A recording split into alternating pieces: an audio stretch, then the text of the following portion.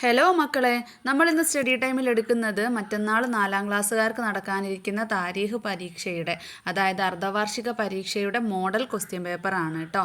അപ്പോൾ ഉത്തരങ്ങളും ഞാൻ ജസ്റ്റ് ഒന്ന് പറഞ്ഞു പോകുന്നുണ്ട്. അപ്പോൾ മക്കളൊന്ന് പഠിക്കുക, ക്വസ്റ്റ്യൻ എങ്ങനെയൊക്കെയാണ് വരുന്നതെന്ന് നമുക്ക് നോക്കാം. ആദ്യത്തെ പ്രവർത്തനം യോജിപ്പിക്കാനാണ്. അതിലൊന്നാമത്തെ ചോദ്യം രഹസ്യ പ്രബോധനം. അതിൽ മേച്ചായിട്ടുള്ളത് ഏതാണ്? രഹസ്യ പ്രബോധനം എത്ര കാലമായിരുന്നു? 3 വർഷക്കാലമാണ് അല്ലേ. അപ്പോൾ ഒന്നാമത്തേത് 3 വർഷമെന്ന് എടുത്തെഴുതണം കേട്ടോ. രണ്ടാമത്തെ ചോദ്യം, ഒന്നാം അഖബ ഉടമ്പടി നടന്നത് ഡാഷ്. അത് 7ാം പാഠത്തിലാണ്. ഉത്തരം നുബുവ്വത്തിൻ്റെ 12ാം വർഷമാണ് കേട്ടോ. അതിൽ നുബുവത്തിൻ്റെ 11ാം വർഷത്തെക്കുറിച്ച് പറയുന്നുണ്ട്. പിന്നെ അടുത്ത വർഷമാണ് അഖബ ഉടമ്പടി നടന്നത് എന്നാണ് പറയുന്നത് ഒന്നാമത്തെ. അപ്പോൾ നുബുവത്തിൻ്റെ 12ാം വർഷമാണ് ആൻസർ. മൂന്നാമത്തെ ചോദ്യം, മിഅ്റാജ് യാത്ര ഡാഷ്. 8ാമത്തെ പാഠം ആകാശാരോഹണം എന്നുള്ള ആ ഒരു പാഠഭാഗത്താണ്. നുബുവത്തിൻ്റെ 11ാം വർഷമാണ് മിഅ്റാജ് യാത്ര. 4ാമത്തെ ചോദ്യം, ത്വായിഫിൽ നിന്ന് ഇസ്ലാം സ്വീകരിച്ചത് ഡാഷ്. ആരാണ്? 6ാം പാഠത്തിലുണ്ട്, അദ്ദാസ് ആണ് കേട്ടോ. 5ാമത്തെ ചോദ്യം, മദീനയിലേക്ക് നബി സല്ലല്ലാഹു അലൈഹി വസല്ലമ പറഞ്ഞയച്ചത് ഡാഷ്. ഉത്തരം 7ാം പാഠത്തിൽ അവസാന ഭാഗത്തുണ്ട്. മിസ്അബ് ഇബ്നു ഉമർ റളിയല്ലാഹു അൻഹുവിനെയാണ് കേട്ടോ. 6ാമത്തെ ചോദ്യം, ത്വായിഫ് യാത്രയിൽ നബി സല്ലല്ലാഹു അലൈഹി വസല്ലമയോടൊപ്പം ഉണ്ടായിരുന്നത് ഡാഷ്. ആരാണ്? 6ാം പാഠത്തിലാണ് ഉത്തരം പറയുന്നത്. ത്വായിഫ് യാത്രയിൽ നബി സല്ലല്ലാഹു അലൈഹി വസല്ലമയുടെ കൂടെ സെയ്ദ് ബിൻ ഹാരിസ റളിയല്ലാഹു അൻഹുവും ഉണ്ടായിരുന്നു.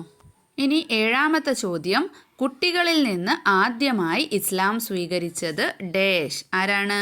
അലി ഇബ്നു അബീ ത്വാലിബ് റളിയല്ലാഹു അൻഹു. 1ാം പാഠത്തിൽ തന്നെയാണ് അല്ലേ. ആദ്യമായിട്ട് ഇസ്ലാം സ്വീകരിച്ചവരുടെ പേരുകൾ കൊടുത്തിട്ടുണ്ട്. അപ്പോൾ അത് മക്കൾ നോക്കി വെക്കുക. ഇനി 2ാമത്തെ പ്രവർത്തനം പൂർത്തിയാക്കാം. എന്താണ് 1ാമത്തെ ചോദ്യം? രഹസ്യ പ്രബോധനവും ആരാധനകളും നടത്തിയിരുന്നത് ഡാഷ്. എവിടെ വെച്ചാണ്? 1ാം പാഠത്തിൽ തന്നെ ഉണ്ട് അല്ലേ. എവിടെ വെച്ചാ? ദാറുൽ അർഖമിൽ വെച്ചാണ്. 2ാമത്തെ ചോദ്യം, നജാഷി നബി സല്ലല്ലാഹു അലൈഹി വസല്ലമ തങ്ങളെ നേരിൽ കാണാത്തതിനാൽ അദ്ദേഹം സ്വഹാബികളിൽ പെടുന്നില്ല. 4ാം പാഠത്തിലാണ് കേട്ടോ അതുള്ളത്.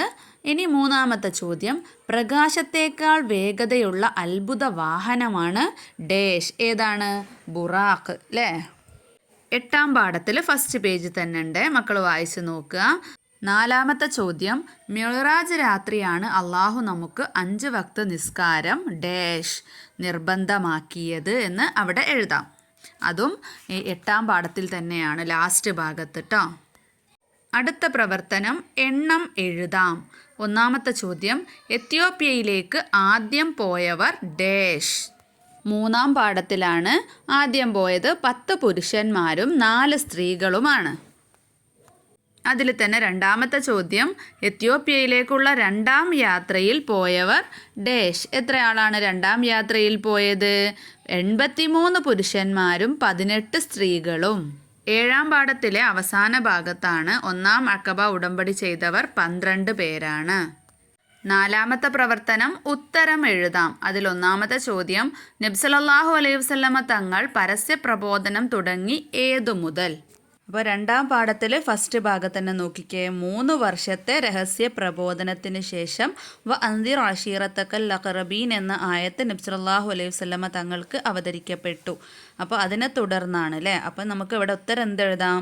3 വർഷത്തെ രഹസ്യ പ്രബോധനത്തിന് ശേഷം. ഇനി 2ാമത്തെ ചോദ്യം, നുബുവത്തിൻ്റെ 12ാം വർഷത്തെ നബി സല്ലല്ലാഹു അലൈഹി വസല്ലമ തങ്ങൾ വിശേഷിപ്പിച്ചത് എങ്ങനെ?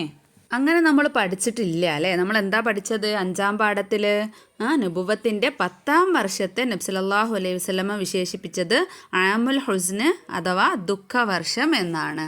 അപ്പോൾ അത് ക്വസ്റ്റ്യനിൽ വന്ന തെറ്റായിരിക്കും കേട്ടോ.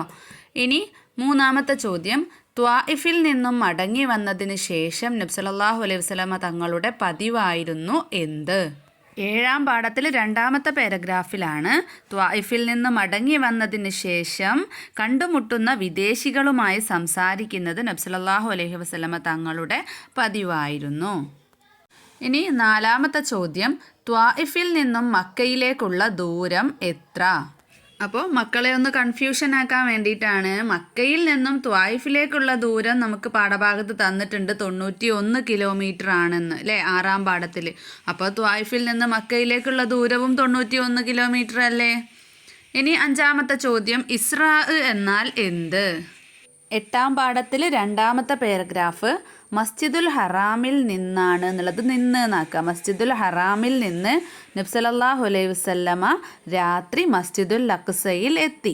ഈ യാത്രയാണ് ഇസ്രാ എന്നറിയപ്പെടുന്നത്. അപ്പോൾ കൂടെ തന്നെ മക്കൾ മിഅ്റാജ് യാത്ര ഏതാണെന്നും കൂടെ പഠിച്ചു വെക്കുക. മസ്ജിദുൽ അഖ്സയിൽ നിന്ന് ആകാശലോകത്തേക്ക് കയറിയതിന് മിഅ്റാജ് എന്നും പറയുന്നു. ടെക്സ്റ്റിൽ ഇവിടെ നിന്ന് എന്നാണ് കൊടുത്തിട്ടുള്ളത്. അപ്പോൾ മസ്ജിദുൽ അഖ്സയിൽ നിന്ന് ആകാശലോകത്തേക്ക് കയറിയതിന് മിഅ്റാജ് എന്നും പറയുന്നു. അടുത്ത പ്രവർത്തനം ആര് പറഞ്ഞു എന്നെഴുതാനാണ്. അതിൽ 1ാമത്തെ ചോദ്യം, അങ്ങയുടെ വേദന അള്ളാഹു കണ്ടിരിക്കുന്നു എന്നാരാണ് പറഞ്ഞത്? 6ാം പാഠത്തിലാണ് കേട്ടോ. 6ാം പാഠത്തിൽ 2nd പേജ് നോക്കിക്കേ. പരക്ഷീണിതനായി നബി സല്ലല്ലാഹു അലൈഹി വസല്ലമ ഒരു മരച്ചുവട്ടിലിരിക്കുമ്പോൾ ജിബ്രീൽ അലൈഹിസ്സലാം വന്നു. അങ്ങയുടെ വേദന അള്ളാഹു കണ്ടിരിക്കുന്നു. അങ്ങ് അനുവാദം തരികയാണെങ്കിൽ ആ 2 മലക്കുകളാൽ അവരെ മുഴുവൻ നശിപ്പിക്കാമെന്ന് ജിബ്രീൽ അലൈഹിസ്സലാം പറഞ്ഞു. അപ്പോൾ ഇവിടെ ഉത്തരം ജിബ്രീൽ അലൈഹിസ്സലാം. 2ാമത്തെ ചോദ്യം, അഭയാർത്ഥികളായി എത്തുന്നവർക്ക് അഭയം നൽകുന്ന ഒരു രാജാവുണ്ട് അവിടെ എന്നാരാണ് പറഞ്ഞത്? 3ാം പാഠത്തിലുണ്ട്. നബി സല്ലല്ലാഹു അലൈഹി വസല്ലമയാണ് കേട്ടോ. 3ാമത്തെ ചോദ്യം, ഇതിനാണോ നീ ഞങ്ങളെ വിളിച്ചു കൂട്ടിയത് എന്നാരാ പറഞ്ഞത്? 2ാമത്തെ പാഠത്തിൽ 1st പേജിൽ താഴെ ആരാണ്? അബൂലഹബാണ് പറയുന്നത് അല്ലേ. നിനക്ക് നാശം, ഇതിനാണോ നീ ഞങ്ങളെ വിളിച്ചു കൂട്ടിയത് എന്ന്. 4ാമത്തെ ചോദ്യം, ഞങ്ങളത് വിശ്വസിക്കും, കാരണം ഞങ്ങൾ നിന്നിൽ നിന്ന് ഒരു കളവും അനുഭവിച്ചിട്ടില്ല എന്നാരാണ് പറഞ്ഞത്?